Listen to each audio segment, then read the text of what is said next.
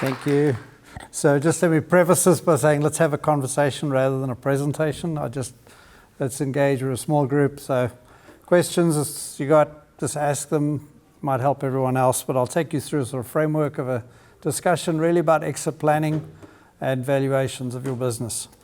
And what we're going to talk about here is I'll touch on the different ways you value a business and some interesting insights I've learned recently about that.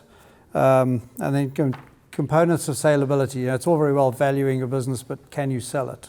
And then what's the process to exit? Exit is selling your business, turning it into cash at some point in time. Some people want to do it, some people don't. A lot of people don't even bother. They don't even think about it. So that's why we're going to bring it up today. And then what's the process? What's the actual process that you're going to go through to get from where you are today to that position where you can exit? So there are three main ways of valuing a business.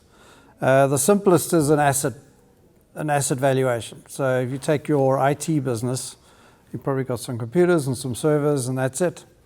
And I think take our industry, the CPA world, we've got a little bit of hardware, we've got some furniture, but if you told me about my business is based on that value, I'm going to tell you, forget it. You know, we do a lot more revenue than that. We have clients who come back every year. There's value other than just the assets that are there.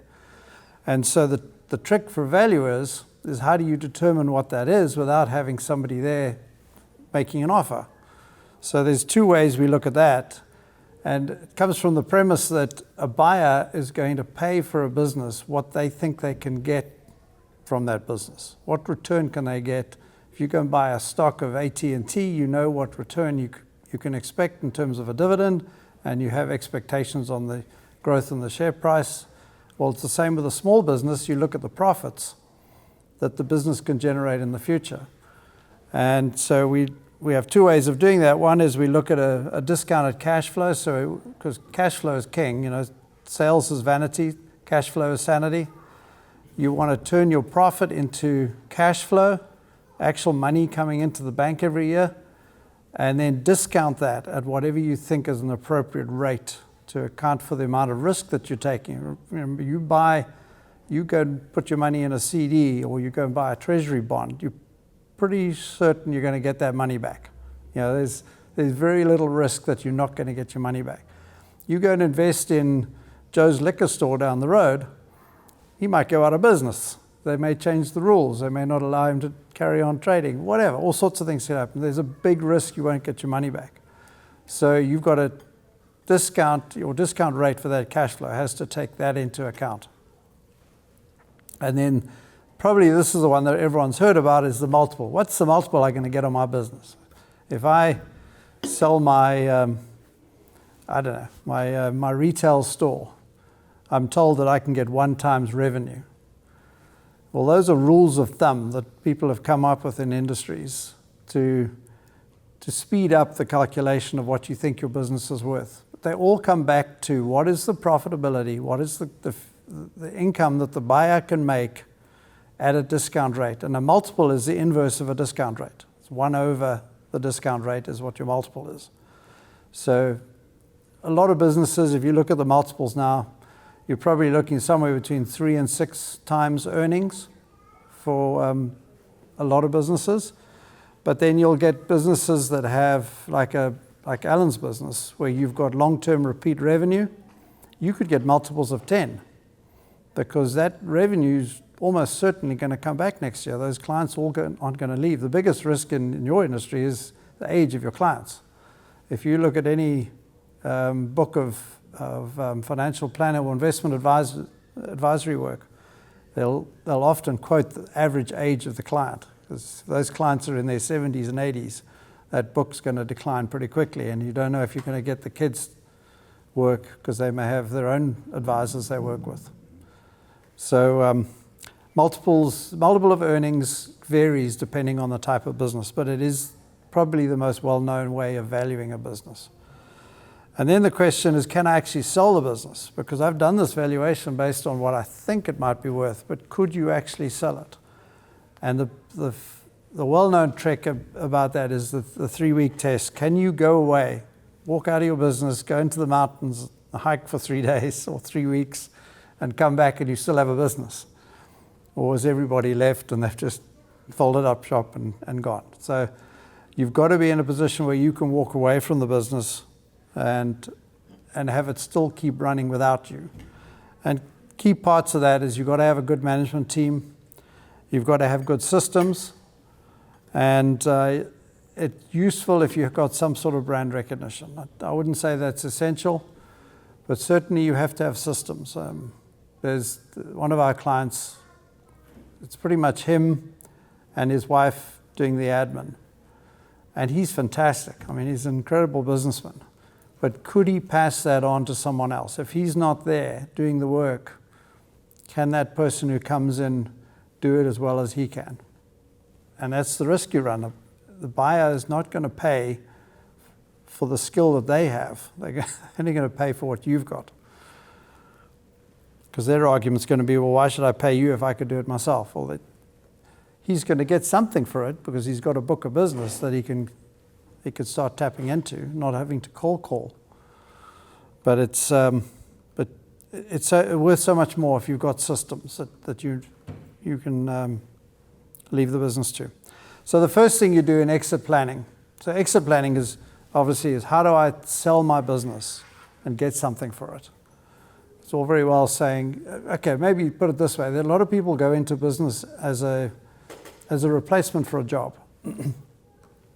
So a lot of small businesses, that's all you're thinking about is, I could make X as doing whatever I'm doing, or I could do it for myself and I could make Y. And as long as Y compensates me for the risk of doing this on my own, then I'll do it. And they don't worry about what they could sell the business for. They're just out to get that amount of money every year as an income. If that's all you want to do, then that's fine. To me, it seems like a waste because you are building equity as you go along. You're getting known in the marketplace. People will phone you up and ask you for help, and that's goodwill. That's worth something. But as I say, you've got to be able to translate that into a saleable asset, something that you can pass on to someone else. So the process that you're going to work through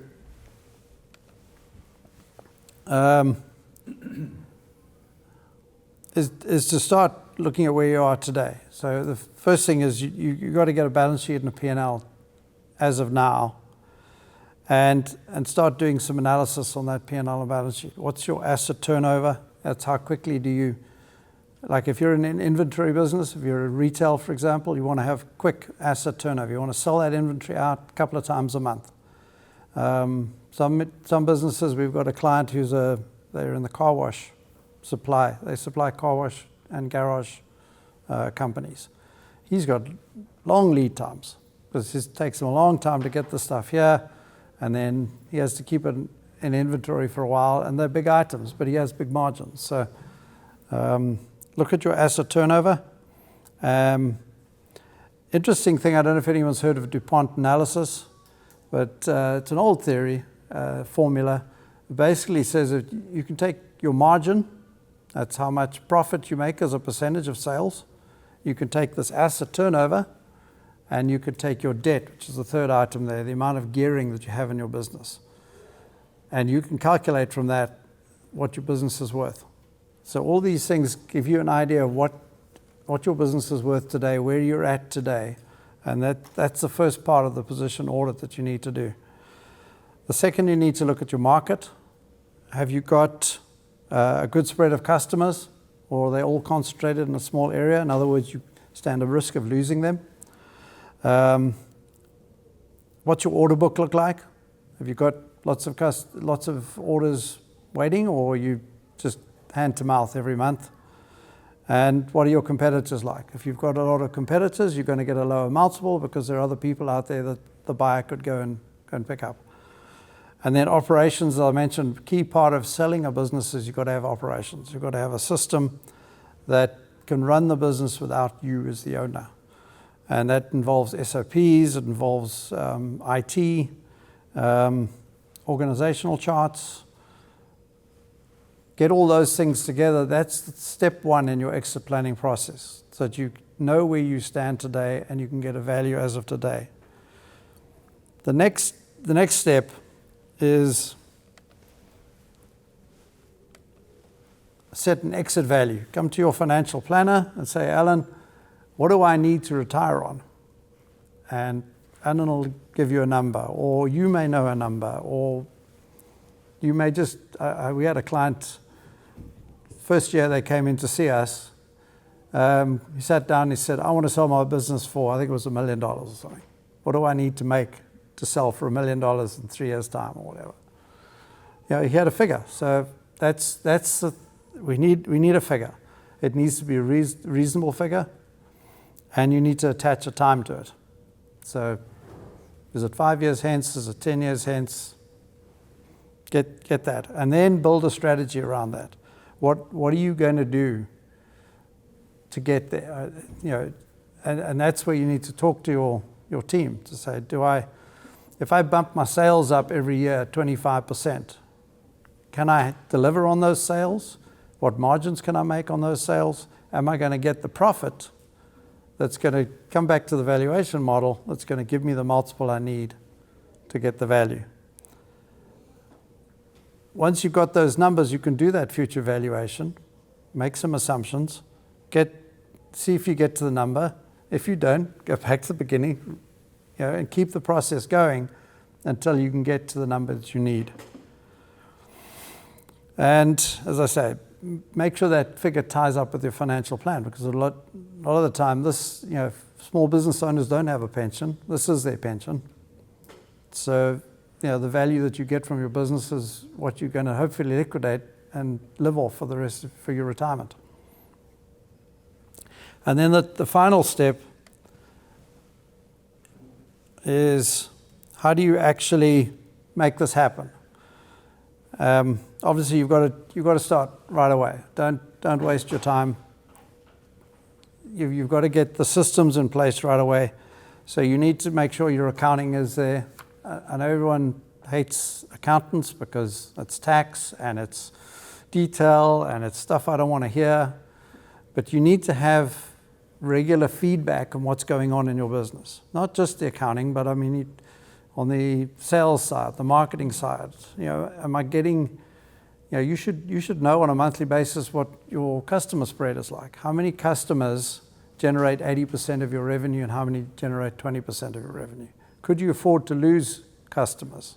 If you do, is that going to put you in a bind? I've got a client in South Carolina. They must have all of their business with 6 customers. They're doing 30 plus million a year with 6 customers. And you think, wow, you lose one of those, that's a big hit on your P&L. So get those feedback systems in place right away. Budget's a great idea. Even a lot of people say to me, I can't do a budget. Everything's so different every year. Well, take a stab at it. Just put something down. And once you've got something to measure to, you can tweak it and you can change it and you can update it. But at least you've now created a system that you're getting some feedback from. Start preparing for the sale. So start tailoring your reporting so that you get the figures that you need. Your KPIs, your key performance indicators. Like when we do the multiple valuation, we look for EBITDA. That's earnings before interest, tax, depreciation, and amortization. Fancy word, just all it does is it takes out all the accounting smoke and mirrors and the non-cash things and hopefully leaves you with your cash profit. So start generating that in your monthly books. You can get QuickBooks to give you that figure. You can get multiple FP&A programs now that'll give you an EBITDA figure on a monthly basis. Start calculating those numbers so that you can steer yourself towards where you need to be. Look at your gap GAAP is an interesting thing. I mean, we as accountants, that's our Bible is GAAP, generally accepted accounting principles. A lot of buyers will want to, particularly if it's a private equity buyer, they will want to see GAAP financial statements. So start thinking about that up front. I worked on a sell side in a sale transaction. The buyer was, one of the terms in the contract, the buyer wanted a condition to be that the financial statements would be in GAAP format. And I was working on the sell side, and we were kicking back against it because there are so many nuances with GAAP that the buyer could wiggle out of, that we didn't want them to have that opening. If they could find things that were different, because the client hadn't used GAAP every year. So if, now the buyers are using GAAP, and they say, well, this is different from what you had, and your figures were wrong, so we're chiseling down the purchase price. And there's usually an escrow or some sort of a holdback in the purchase price.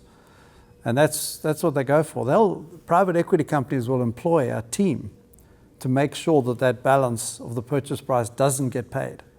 That's kind of the deal. It's like, so many million left, or hundreds of thousands left in the purchase price to pay, and you employ a CPA or something, and you say, that's yours if you can avoid us having to pay it. So they'll go for it. And GAAP is one of those things. So get that done ahead of time so that you're prepared. And working capital is so key. Got a client now who's busy buying a business. The seller, and we're on the buy side now, the seller has said, yeah, you can have the business, but I wanted a C Corp sale. So that means they're selling the shares of the company. So red flag goes up straight away, because now you're taking on all the liabilities of the seller come with that company. Secondly, they put in the contract that the seller is going to take all the cash and there'll be no working capital left. And so you say, well, how are you going to pay your first payroll? Where's the money coming from that? And of course, the seller is saying, well, you must go and raise your own money to do that. You must borrow money to pay that. Get your own working capital. Well, he's already paying $900,000 for the business. Must he now go and raise another $200,000? Where's he going to get that from? The bank's not going to lend you. Huh? And he's taking on the debt. Well, which makes no sense. Yeah. So, you try and get a bank to fund working capital when they've just funded a $900,000 business, of which most of the purchase price is goodwill, so there's no collateral. So you're going SBA already to get collateral for the loan.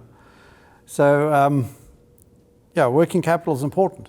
And you must make sure that you've got enough working capital, and that when you sell the business, you're going to be able to hand that working capital off to the buyer. And then I strongly recommend brokers, engaging with brokers. We're not brokers. We consult on buy-sell transactions, but we don't look for buyers or sellers. I mean, from time to time, I've had people who've expressed an interest, and I've introduced them to other clients of mine who are interested in selling. Nothing's come of it. I don't get involved in the negotiations, but I certainly would get involved to say, yes, this is a good deal, or no, it's not a good deal. I think you could do better, or whatever. But we won't go out and look for buyers and sellers, but there are some good ones out there, and I can refer you if you need someone. Yeah. So it's not often that capital is left in the business when it's sold? No, it is often. No, it should be. It should be. That's why I say this was an anomaly. It's usually part of the sale agreement is there will be this much cash going with the business. Yeah, it's usually one of the closing things, because you'll have a closing date. So the agreement gets written up a month or two, or even more months before the sale. And so you have to have this whole reconciliation process at closing, because now the contract gets signed, say, today. So suddenly the bean counters all got to run around and say, well, this is how much the accounts receivable is, and this is what the accounts payable is, and this is what's got to be paid next month, and this is what's coming in. And then, so you have a kind of true up at that point of how much working capital needs to be left in the business and how much can be paid out to the seller. Interesting thing, in this sale agreement, there was no reference to accounts receivable. Who's going to keep accounts receivable? Usually, in my experience, accounts receivable is kept by the seller. But again, it's a stock purchase. So you would think, well, they would go with the company. And that's just maybe to pick up on that, there's two main ways that sale agreements are done. This is into the legal realm a little bit, but you can do, most deals get done on an asset basis. So company A will sell to company B, it'll sell its assets out of company A, and company B will take them over. And the proceeds then go into company A and then get dealt with from there. And that's an asset purchase. And the nice thing about an asset purchase is the lawyers will write down, this is what I'm buying. I'm buying one computer, one car, one machine, one this, one that. I'm not buying anything else. And if you did the IRS out of money 5 years ago, too bad, because I'm not buying that. The other way, like this deal, was a stock purchase where you buy the shares of company A. Company B buys the shares of company A. Then it gets everything that company A has ever done in its life comes across. And so if there was an IRS debt or sales tax wasn't paid 5 years ago, and IRS, Department of Revenue sends a notice, you owe $300,000 in sales tax. The company owes it. And that's now your problem because you bought it. You bought that with the company. You can try and get indemnity for it, go after the sellers, but you've got to pay first and then try and claim it back from the sellers. So a lot of the time you won't do a stock purchase deal. Interesting thing we had, this particular industry, I suppose it's okay to mention, the refrigeration repair industry. Can you believe this? There's a whole industry that deals with the repair of these big refrigeration installations, like these big, like in the Costco's and the Sam's, they've got these huge refrigeration units. Well, those refrigeration units have to be maintained. And that industry is very niche. And they've got and it's kind of booked up. Everyone has got their guy that they use. And if someone drops off, there's a line of people waiting to come in and they pick up the work, and it doesn't change. They keep the same people from year to year to year. And so these guys were about to buy this business, this refrigeration business, and they were going to do an asset purchase, when at the last minute somebody said to them, you know what's going to happen is the minute your company shuts down, all those customers are going to look for someone else because they can get it at a better price or whatever the deal is. And so at the last minute, we had to switch it to a C Corp, to a stock purchase. Problem with the stock purchase is you can't deduct the interest against there's no deduction for interest on the loan because your income is income from stock. It's not income from earnings. And then you also can't create any goodwill. You can't write off or amortize goodwill, which you can with an asset purchase. So it's interesting because it caught them by surprise. Now suddenly at the last minute, we're sitting there doing all this maneuvering to try and maximize his tax advantages from not a very good situation. So that was a bit of a segue, but interesting anyway. Other strategies that you could think about, franchising, I don't know if everyone's thought about this, but franchising is in effect an exit model. If you could take your store, turn it into a franchise, and then get people around the country to do the same thing, they're effectively paying you for your brand. And so that is you spread the risk, you now become a franchisor rather than a business operator, but you pass that on to a lot of other people. It's a nice way to kind of stay in the business, but offload a lot of the risk. Employee share option schemes. We had, I think in my last cohort at XBX, we had a guy who did this. It's fascinating. Basically, in the small business arena, what you could do is you can have your business sell to a 401k, and then a bank will fund the 401k. Well, effectively, you fund the 401k. But all the employees are members of the 401k for the company. So the employees are effectively buying the business, but the 401k buys the business. Income isn't taxed because it all goes into the 401k, which is a tax-deferred structure, which the employees all have access to. When they retire, they will get the profits from the business. Is that related to a ROBS? It's not the same as a ROB. So a ROB is, the ROB structure is where you want to start a business and the only money you've got is sitting in a 401k or an IRA. A ROB structure is to use that money to buy your business. Now you're not allowed to do that. On the face of it, that's called a prohibited transaction.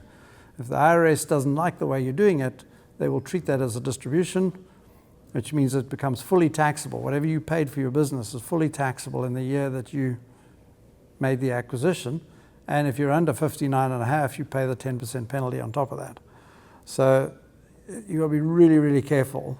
It's separate, so it's a different way of doing things, what you're explaining. Yeah. So that's the ROB structure. Just got to be really careful if you do it. We have a couple of clients who've got it, and it makes me nervous. But, the employee share option, the stock of the business. If I own the business, I sell my shares to the 401k, and then the 401k pays me off out of a bank loan. And because the 401k is not taxed, their cash flow is better. So I could typically get paid out in a shorter period of time. And the way that the guy was explaining to me that they do it is they'll do it in two tranches. So you'll sell, say, 60% over the first 5 years, and then once that's paid up, you can sell the balance over the next 5 years. But it's a nice way, if you want, to keep the business with the employees. You could sell the business to the 401k, keep it in their hands, keep it sort of in-house, and at least you get some cash out to live off, and that's your pension that we were talking about earlier. And then, of course, succession planning internally is another way of doing things, is bring people in and have them buy in. One of the key parts to any business, I'm sure you all know this, is the people. The relationships that your team has, the skills that your team has, the systems that they're familiar with, the culture, that is all part of the value that you're passing on to the buyer. If I'm a buyer for a business, I don't want to buy it, and it happened with me, I don't want to buy it when you've got no staff, because you've now got to recreate all of that yourself. When we bought our CPA firm, there was no one. There was one person left, and she left after 6 months. So we sweated bullets trying to get that business up and running. But I mean, you don't want that. You want to make sure that the team goes with the business and keeps going. And so that's why you'll find that's an important part of any buy-sell decision. So that's really all I've got for you. I don't know if anyone's got any questions or we want to discuss anything. Yeah, so Craig, one of the things I noticed is there's usually a large gap between what a potential buyer thinks a business is worth and what a potential seller thinks their business is worth. Yeah. And it's usually like really large because the buyer's like, hey, this is going on, this is going on, this is going on. We're going to make this much money next year because I've done all this stuff and now I want to collect all that value. And the buyer's like, yeah, but where's the money now in order for me to finance this business and have any kind of return? Here's the most I can pay you based on what I have. And there's just this massive gap in trying to, like one of the things I've seen is like in software businesses, like if you look in the last 2-3 years, the valuations have come down. Yeah. Because their software isn't worth as much as it was 5-10 years ago. No, there's so much advanced, And so it's like, how do you bridge that gap for folks that like, hey, you're just not being real about what the market will support? I think what you're saying is how do you bridge the gap for the seller, because that's where the problem is. At the end of the day, I mean, I worked for a guy before this job. He was good at this sort of stuff. And I remember his one question for me for one day was, does the business cash flow? In other words, You take the bank loan, basically, real simple stuff. I'm going to borrow $1 million. That's going to cost me $6,000 a month or 60 grand, whatever the math is, for the next 7 years. Does the business generate enough cash to pay that? It's simple. I mean, if it doesn't generate that today, now, with what it currently makes, not wishes and promises, it's not worth it. That's the max I'm going to pay for it. And of course, the bank they won't fund 100%. So, so you're right. I mean, the sellers do have inflated ideas of what their business is worth. And the only way to fix that is reality. This is what your cash flow is. So speaking on this reality thing, I'm 10 years into this, and early on I would come across business owners that said, I think I'm going to sell this year. They're stuck with an asset sell if they haven't planned. Yeah. Correct? Yeah. Well, yeah. I mean, Mostly. not necessarily. I mean, you can if your business depends what you want for it.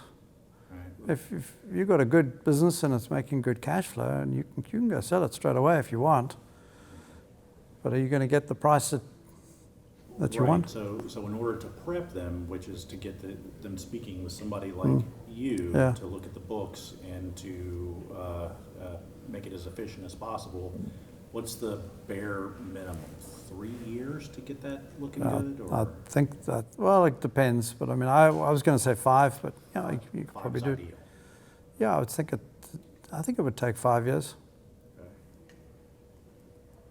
I mean, you could do it in 3, I guess, but it takes a long time, I mean, I just look at our little business and how long could I have done anything any quicker? I don't think so. Yeah. And it's not that lack of effort and trying. It takes time for people to learn stuff. It's complicated. And everyone thinks, I studied this at school. I know, sales minus costs equals profit. Well, it's not simple like that. It takes a lot of mistakes to learn things. There's mistakes in it, and yeah. And I think you also, you're doing the stuff to get ready to sell in your spare time. Yeah. And so you're running your business, you're doing the work in your full time. Yeah. And so all the things that you should do to get ready to sell are going to be happening Yeah. in your spare time, and you're running a business, so you Yeah. have no spare time. Well, I mean, this highlights the point I was making earlier, is that if you are that person doing the work, how are you going to sell the business? I mean, at the end of the day, you can't leave for 3 weeks and come back and still be there. You're going to have angry customers. So you're right, you can't do both. You've got to build yourself to the point where you can step back, spend time on the exit, and you've got someone there who's actually doing the work for you. But I know people who don't want to do that. I mean, the example I was giving you earlier, that person, I've said it to him a couple of times, said, you need to get someone in who can do what you're doing. You need to train them up. It's going to take a couple of years, and they need to be doing what you're doing, and you need to be sitting back thinking strategy and planning. Nah, he doesn't want to do that. He's quite happy doing what he's doing, and that's what he wants to do. And so he'll walk away from money on the table potentially. Yes, exactly. And that's fine. I mean, if that's what you want to do, that's okay.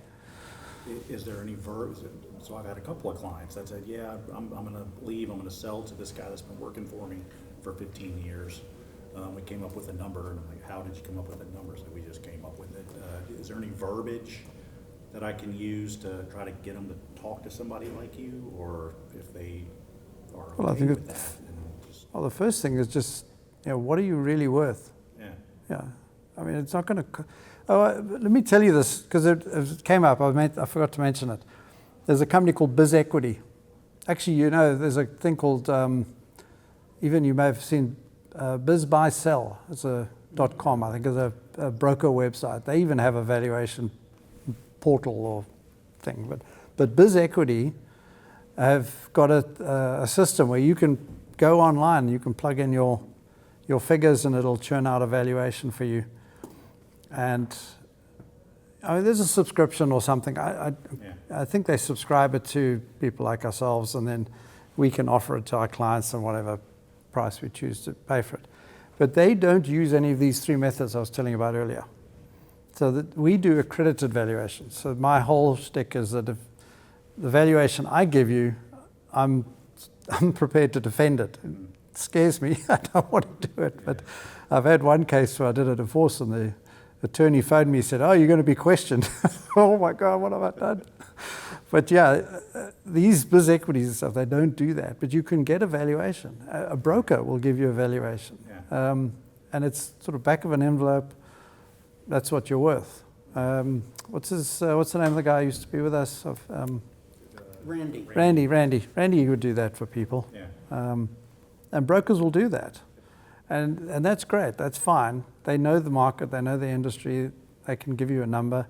A lot of people say, well, what's the multiple I can get? Oh, 3 times earnings. And they'll use that number. Is that real? It's different. So that's why I said, talk to somebody. I mean, we've got the multiples. We use what used to be called Pratt Stats. It's now called Deal Stats. It's basically a analysis of buy-sell transactions over the last, I don't know, 100, 20, lots of years, many decades. And you could search there by industry for a whole lot of transactions that have happened in the past, and you can see the real multiples that are out there. And it doesn't take long for us to look that up. The challenge for us, mostly the time that's involved, is actually taking your number and figuring out what's the real cash flow. Because everyone puts their travel through there and they put their kids' expenses through and all sorts of stuff. So it's sifting out all of those and saying this is what the business really makes for the buyer. Then you go and look for the multiple and try and get that to match. Biz Equity can do that for you, but they use algorithms that they've developed over years. So it gives you an idea, and it's less expensive.